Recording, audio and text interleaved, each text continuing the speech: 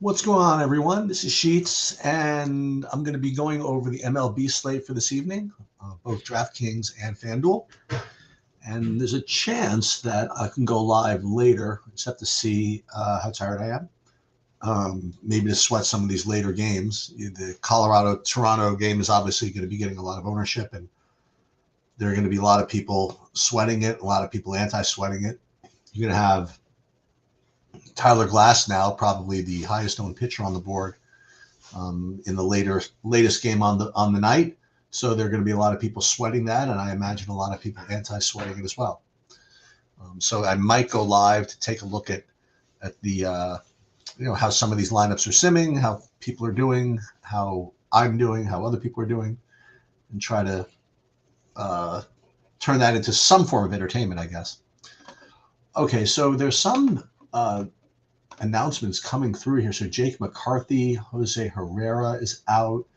So I am going to probably have to redo some of the projections, but let's go through some of what's going on. First of all, with the weather, Milwaukee, Atlanta's is just yellow to steal the color from Kevin Roth. Aside from that, you do have some wind blowing in Chicago for the Cubs game, but nothing major. Net, I guess it's positive for pitching, but it's not that big a deal.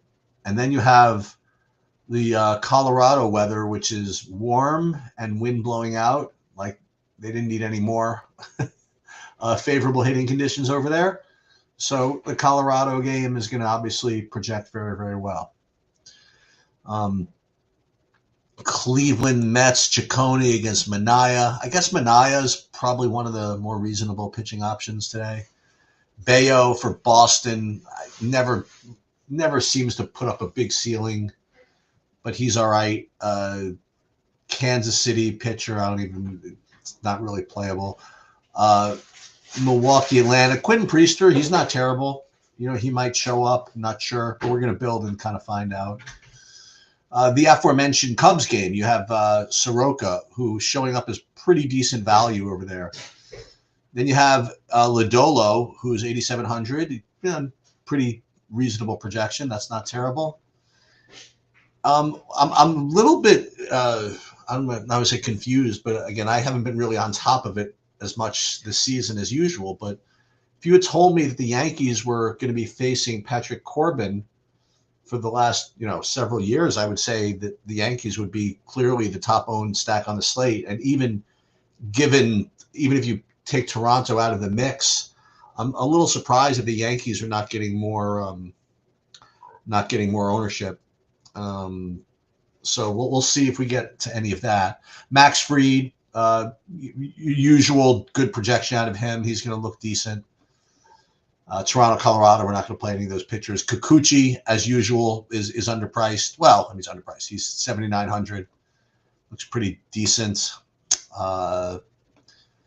San Diego, Arizona. Who do we got going there? I actually think that Adrian Hauser's going for Tampa. He's pretty bad. Maybe the Angels will look good. Again, I'm kind of setting this up for when I run my lineups, so I'm not surprised. JP Sears against Arizona. I think he's got a license to get lit up over there. And then as we get into the late game, as I mentioned, you have Sonny Gray against the Dodgers. Sonny Gray has been kind of average. He's been all right this year, I guess. And then Tyler Glass now, who is, I don't know. Sometimes he's good, sometimes not so great. Hasn't exactly been lights out coming back this season so far. So that's what I think, just kind of instinctively. But let me take a look real quickly, I guess, at the projections and see what those look like. And again, there are a couple of guys out that I have to adjust, but Soroka, again, I have him as top value, followed by Glass now.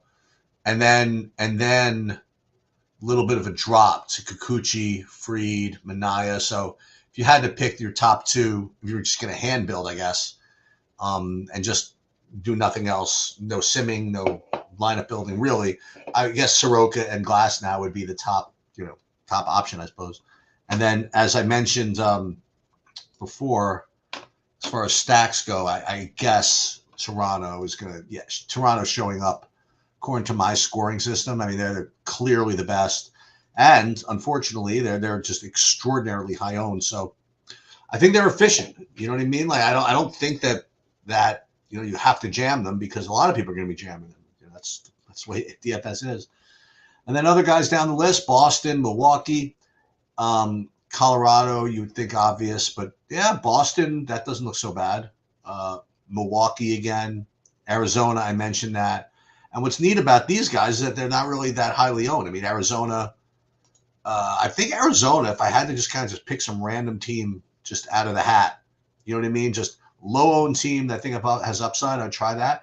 And the Yankees, I don't know what it is. Why are they getting no ownership at all? That's a little crazy, I think. They're projecting terribly also. I just don't exactly get it.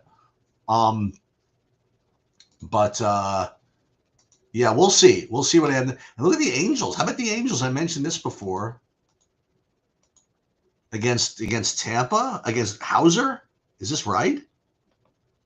I don't know. I wouldn't mind getting some Yankees and some Angels as assuming Toronto doesn't go ballistic. You need something else.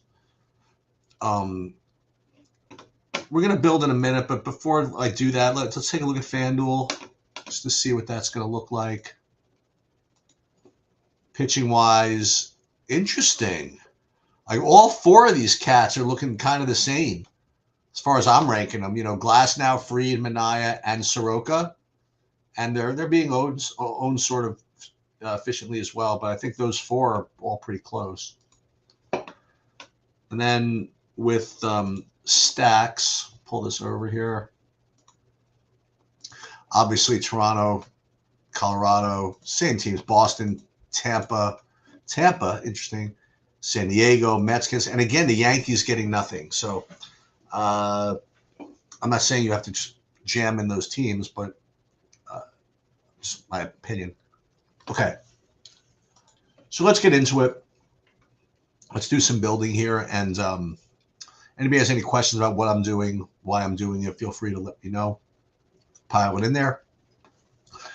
So just so everybody knows what I'm playing, and this is in the name of transparency.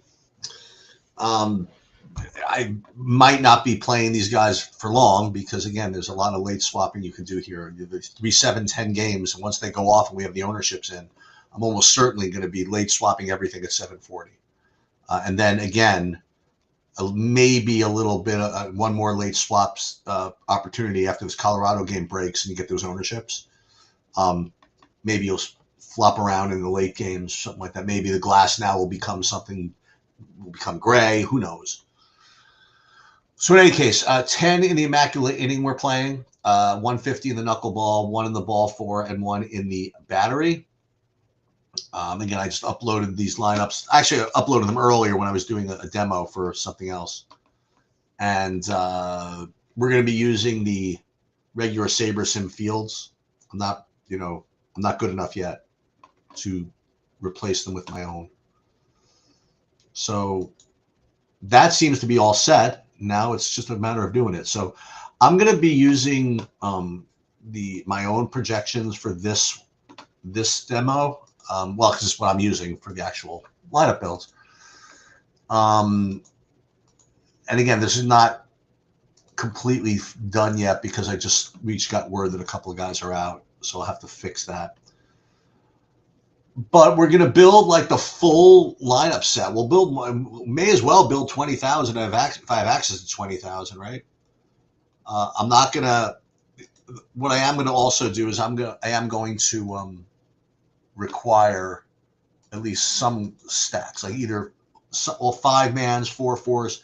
Should I allow 4 3s? I don't think so. Well, let me just think. It's 4, 6, 8. Nolan Gorman is out, so these Cardinal guys are out, so we're going to have to deal with this. So 9 game slate. Is that good enough to allow a 4-3? We'll allow it for now, and then we'll see how many of them we get. How about that? No other changes, and we're going to build. Now the other thing that we have this set to do is go on kind of autopilot, meaning that once they build the 20,000 lineups, they're going to go straight into sim mode where they're going to simulate the results of those 20,000 lineups against the fields that, you know, Saber Sim has put forth on that tab. And then once once the lineups are put in the appropriate contests, then what we have it set to do is to access this portfolio plus system. It's the best way I can describe it, where SaberSim in its most recent update has taken a shot at something that I've been but demanding of myself since I started DFS, is to approach building of lineups not player by player, not even lineup by lineup, but portfolio by portfolio, you know, and really engage in portfolio management techniques. And no one's even taken a shot at it until now, and SaberSim is trying. And the early returns are basically showing that this system is more evenly distributing your exposures to chalkier teams than the old way of doing it was. So you'll see here, by the way, we're ranking these contests in order. We're not going to have any lineup in the same contest. So if something is going to sim in all four of these contests, well, the ball four is going to get it first, followed by the battery, followed by the immaculate inning, and only then do we get to the knuckleballs. And now you'll see that its diversity is by portfolio plus. And I just want to show you, you know, what the distinction is between when you use this setting and when you use, you know, just your regular, you know, diversity settings, meaning, okay, I have 150 line, 162. I just want them to not look too much like each other. So at minimum, I want, you know, 2 players to be different from each lineup. And that's the way we've been basically doing diversity for years now. And I just want to show you like how different it's going to look if you then, you know, go into this portfolio diversification game. Okay. We did build 20,000, so I'm not allowed to complain that it's taking a little bit longer than normal, but it's okay. We're starting earlier, so we got plenty of time. And again, they are a little secretive about what they're doing in the background, but I guess that's fine. So what we're going to do, again, just to show you, all right, I'm going to look at what we'd be getting, first of all, as far as team stacks go, and it looks as though we would be getting 42% Toronto as far as teams go, and then 17% Kansas City, and you know, 15% a whole bunch of guys. But this is a lot, and you know, it's we're not used to doing this. We're not used to jamming in so much of a chalky team, and this is what's, I don't want to say confusing me. This is what's really testing people when they're trying to use these new portfolio diversification tools.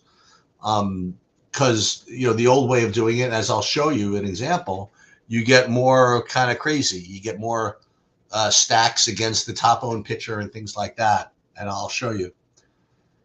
Now, when we look at the pitcher distribution here, again, this is not anything earth shattering. As I mentioned, Soroka and Glasnow I had as the top 2 values, and these are the guys I'm getting the most of. You know, so like, duh, you know what I mean? Like, doesn't that make sense? Is this the question? Is this aggressive enough? You know, can you play a portfolio of lineups with so much of the chalk? I don't know.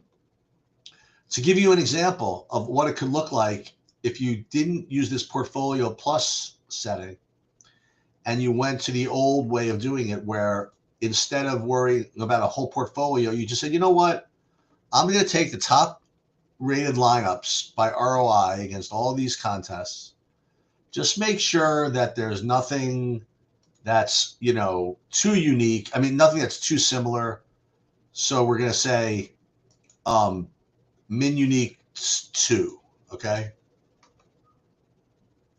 So instead of using this new fancy portfolio management tool, we're going to say, you know what? I like ranking it by ROI. and let's just make sure that there's no lineups that have more than, I guess, 7 guys the same, whatever. Okay. And then let's just see what happens when we do that. Now, when we do that, it's all different. Like, check this out. Now your top owned stack is going to be Tampa at 24% owned. And you want to know why that is? Because this type of thing, when you really go for higher ROI, you're usually getting, leverage against top owned pitchers. And Kikuchi looks very, very popular. And Tampa is a good bit of leverage against them. I mean, you are getting Toronto, but only 17%. And you're getting 16% St. Louis, which is getting leverage against the top owned pitcher, that being Glasnow. So it's a very unique way to analyze things. You could either go on full aggro mode, or you could use the portfolio management tool. And all I can say, and I'll show you why this is. Okay, why does it get like this? So you look at Tampa, for example, like their overall pool exposure. Like if you rated just all 20,000 lineups, you're only getting 11% of your pool as being Tampa. But the thing is, they're going to show up as such high ROI lineups near the top because of the leverage you're getting against Kikuchi. That's why in the top ROI lineups you're getting to them. So when you play this way, you're going to be much more aggressive, and you're going to take a lot more shots, like we did for 2 years, right? This is what we did for 2 years. Is this exactly what we did? It didn't look like this exact template, but this is all we were doing. We were playing autofill, autofilling the right lineups and jamming as many min uniques as possible without it affecting our portfolio. And then we would just kind of roll with it. Okay.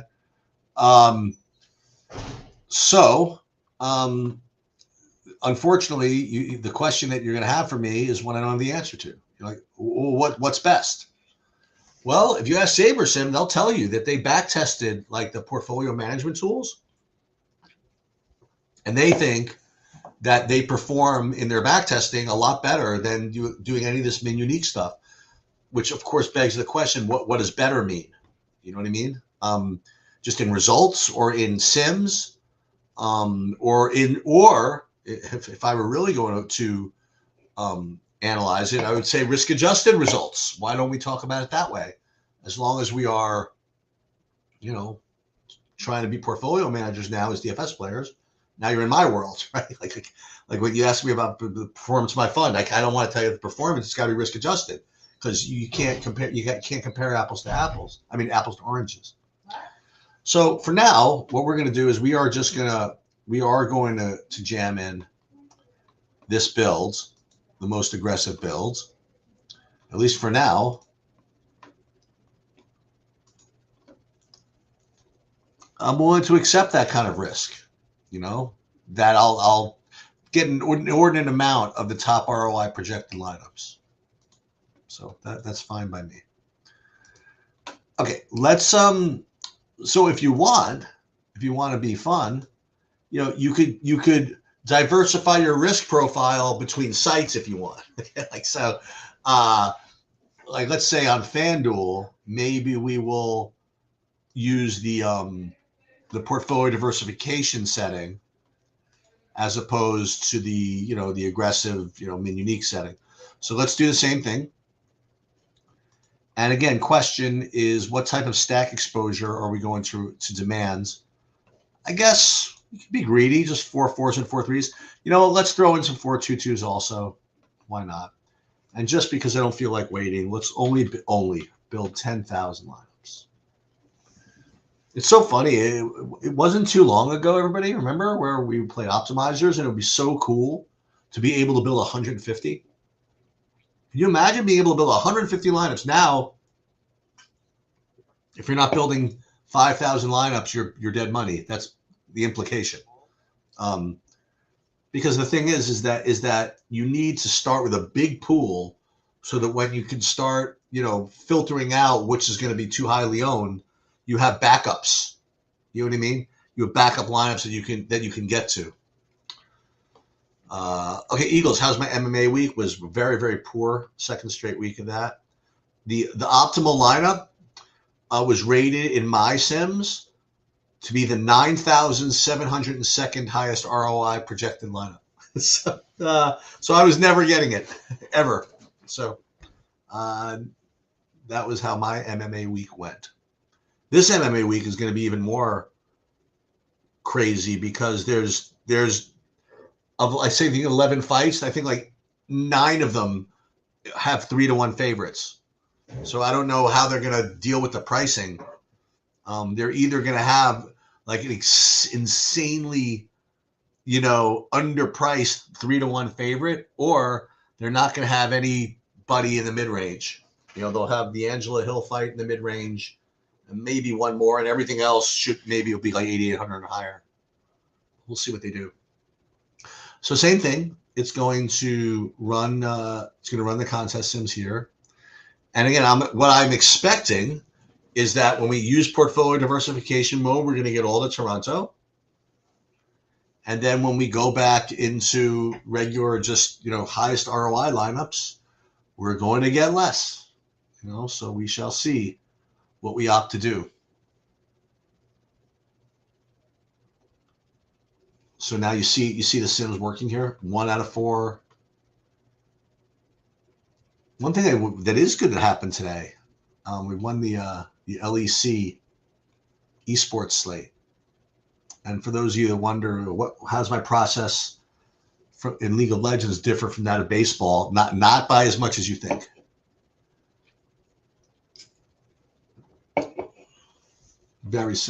First of all, very similar sport. Where it's massive correlation. But, there's usually only 2 or 3 games, so obviously that makes things a lot different. Okay, so again, diversifying lineups, and then we'll take a look and see what the metrics look like, what the exposures look like. And there we go again, 45% Toronto, 21% San Diego, the usual guys. And then players-wise, pitching, we are going to have – I don't do it that way. I don't filter it out like that. I'm just taking the top-rated ones. I'm playing 150. If the top 150, some of them are below 0, then I'll deal with it. I'm ranking them by ROI anyway, so I don't have to filter them out like that. So FanDuel, Manaea would be the top projected pitcher, and that's with in portfolio diversification mode. So again, just to compare, okay, we'll do min uniques 3, okay, for these settings,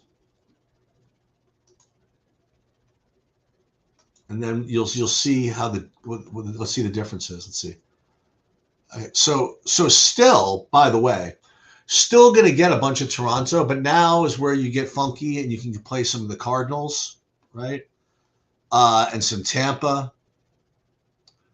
So I think I'm going to stay on tilt here, and I am going to just go with these, again, not go with the portfolio diversification settings. I think I am going to go with the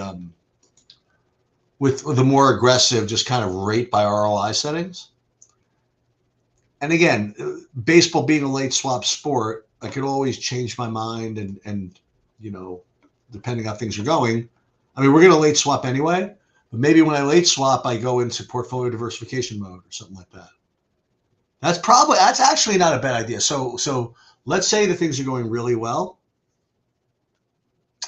Boy, I don't know. I have to think. Do you think that SaberSim actually, the portfolio diversification setting actually knows how you're doing in the early lineups? I can't believe that's the case.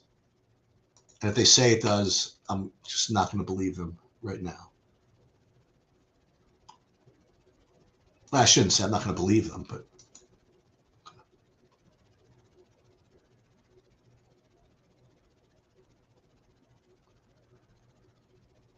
okay. So now what we have to do is let's make sure that I don't have any guys that are out because you see all those Cardinal guys that came on in. All these notifications saying that some guys are out of my lineups. Let's just see how many of them are coming from an early game. And the only way you could do that is you click contests here. There you go. So I have this lightning bolt, and it says who we don't have. So a lot of these guys. So I had Gorman in 18 lineups. So okay. So I have to go in and manually do the Cardinals and Arizona. So what we can do, I mean, you guys are here. I got nothing else to do. Is I'll just go back. Okay, so let's go to build 4. Back to build 4. So it'll have the old projections, but I'll just change the Cardinals and Arizona. So let's see. Okay, lineups over here. So let's go Cardinals. So Nolan Gorman was out, so we will change that to out. And Pozo, whoever that is, he's not in either, it looks like. So Gorman, and then we have a couple other guys I have to put in. So Pajes is in. Who is this guy? Sagizi? Sagizi is in. Let's just make sure that we have all these guys in that are in. Guys are not in. Okay, fine. And let's go back to Arizona. Now, again, I could just redo all the projections, but I'd rather not. So he's in, so we got his projection. Alec Thomas. So Herrera was on the Cardinals, right? Is that what we were saying? Is that why we were getting a Jose Herrera? Oh, yeah, so let's get rid of him. Jose Herrera out. Okay. So, you know what we could do? We could just rebuild. I mean, like, it really doesn't take that long. So let's just go ahead and do that. Everybody's in here. Everything's the same. So let's just rebuild. We have to build 20,000? Yeah, sure. Why not?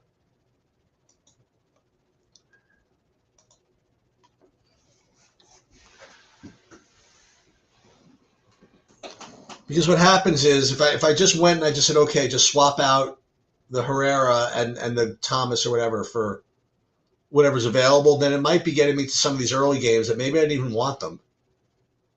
So I'm just going to just make those changes in the projection, just kind of redo them. And while that's happening, I'll go back to FanDuel. I'll do the same thing.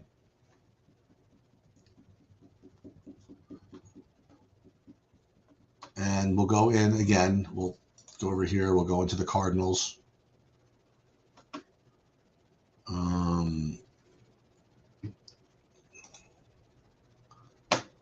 Pajes, Cardinals. Who's this guy? He's in. Let's look at my projections. Gorman is out, so we'll get rid of him. Sagisi is in, so we have him. We have all these guys. So the Cardinals are good.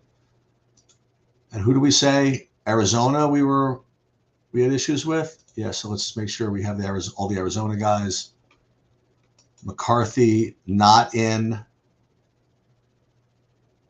Herrera, not in. But we will add McCann as in and Alec Thomas as in. And everything else will make the same. Rebuild lineups. And while that's going on, we'll go back into DraftKings. And I can't imagine we'd have a big difference, but we'll see. So here's another one. Let's see. There's more guys. Gorman, Herrera, Pozo. Okay, we got all those. Okay, so we're just rebuilding. And it's resimming. And we're going to keep it with the min uniques setting. Be a lot more aggressive.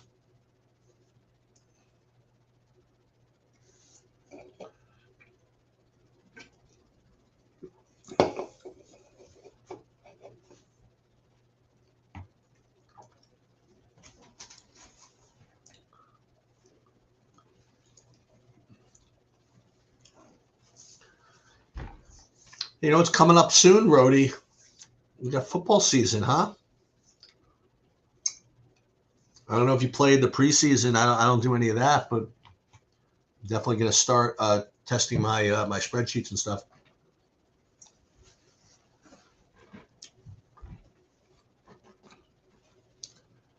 Remember, for those that weren't with us at the end of last season, Bobby, our own Bobby Firestone, Bobby Five, hit $1 million in the playoff slate. Pretty freaking sick.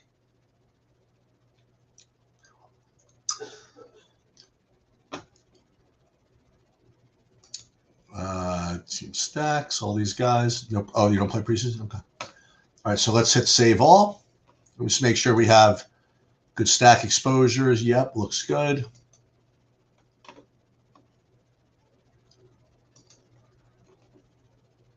Oh, you're playing the best ball. Oh, no. Oh, no, not the best ball again. Yeah, Rhodey had some big sweats in the best ball last year. Like, what do you do? Like, whose projections do you use for best ball? Is anybody's any good? Use ETRs? I mean, who do you use for your rankings and stuff?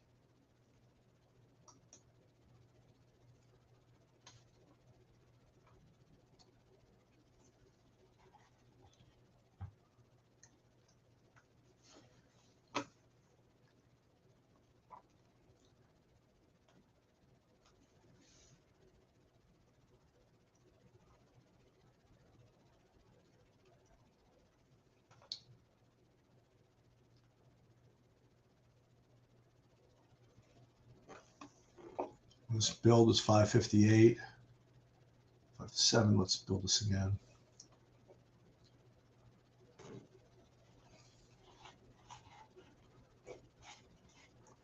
And then you come up with your own rankings?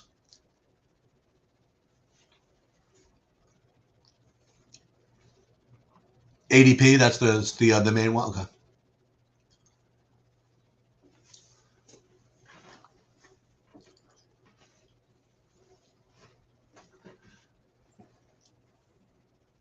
Chase is going to be the number one pick, I guess. That's how little I know. I'm going to guess Chase and then who? Barkley? Or no?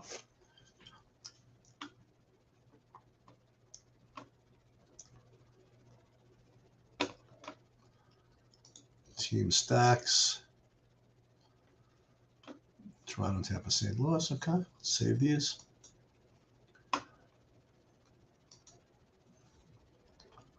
Chase is going to go number one. Okay.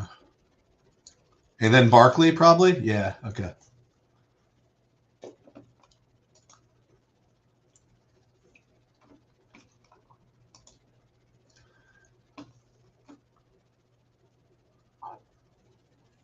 What's BBC? I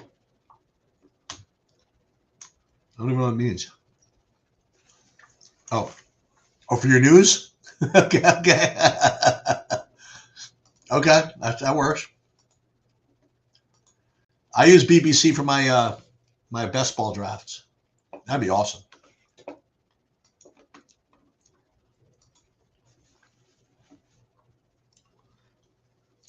Yeah, I know. I got you, Rhodey. I guess that's pretty much all I have for you guys. You know what I mean? Like, I went over the plays. I went over the guys. I did some builds. We're going to be doing late swaps later. Maybe if I'm in the mood again, I'll fire it up at like 11 o'clock. What is that a good time? Let me see. Like, if it's 11 o'clock, that means it's not bad because it's like probably in the sixth inning or so, the Colorado game. And then Dodger game's about to start. Maybe I will do that. Okay, sounds great, guys. Good luck. Thanks everybody for showing up. Depending on what platform you're in, hit the like button or